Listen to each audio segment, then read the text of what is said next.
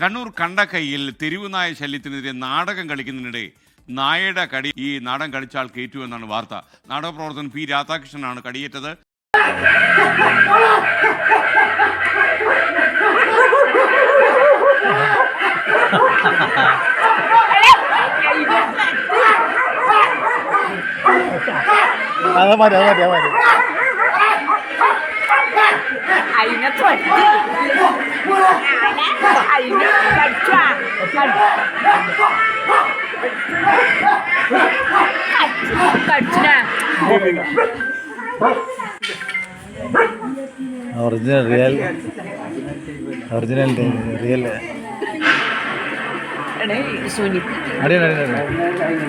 അരുൺ, നായിക്ക് നാടകം തീരെ ഇഷ്ടപ്പെട്ടില്ലെന്നുള്ള ആണോ പ്രശ്നം? പറയൂ.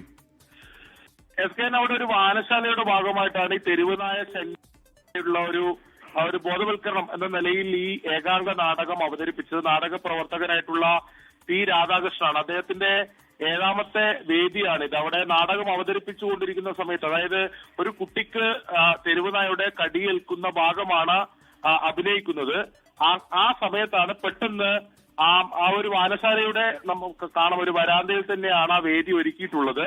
അവിടേക്ക് ഒരു തെരുവുനായ വന്ന് ആ നാടകം അവതരിപ്പിക്കുന്ന ഘട്ടത്തിൽ തന്നെ ഈ പി രാധാകൃഷ്ണനെ ആ തെരുവുനായ കടിക്കുകയാണ്. കാലിലാണ് കടിച്ചത്.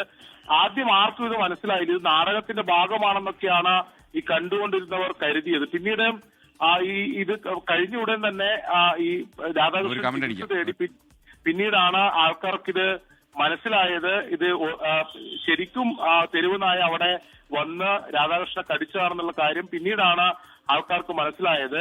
എന്തായാലും തെരുവുനായ ശല്യത്തിനെതിരെ നാടകം അവതരിപ്പിക്കുന്ന ഘട്ടത്തിൽ തന്നെ ആ വേദിയിൽ തന്നെ വന്ന് ഈ തെരുവുനായ ഈ നാടകം അവതരിപ്പിക്കുന്ന നാടക പ്രവർത്തനെ കടിച്ചു എന്നുള്ളത് അത്ഭുതകരമാണ്. അല്ലെങ്കിൽ അല്പ കൗതുകമുണ്ടെങ്കിലും അത് നമ്മളെയൊക്കെ ആശങ്കപ്പെടുത്തുന്നതാണ്. തെരുവുനായ ശല്യം അത്രത്തോളം രൂക്ഷമായ ഒരു സാഹചര്യം നമ്മുടെ പ്രദേശത്തൊക്കെ ഉണ്ട്. എന്തായാലും ഇത് നാടകം അവതരിപ്പിക്കുന്ന ഘട്ടത്തിൽ തന്നെയാണ് അരുൺ ഭൂപർമ്മയാണ് വിവരങ്ങൾ നൽകിയത്.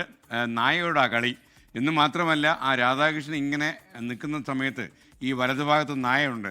അപ്പം നായപ്പേടിയെക്കുറിച്ച് പറയുന്നതിനിടയിൽ അദ്ദേഹത്തിൻ്റെ ഒരു കണ്ണ് നായയിലായിരുന്നു. എന്തായാലും അത് കിടിലമായി കേട്ടോ. ആ നാടകവും കിടിലമായി. ഇത് നാടകത്തിൻ്റെ ഭാഗമാണെന്ന് ജനങ്ങൾ ധരിച്ചതും നന്നായി.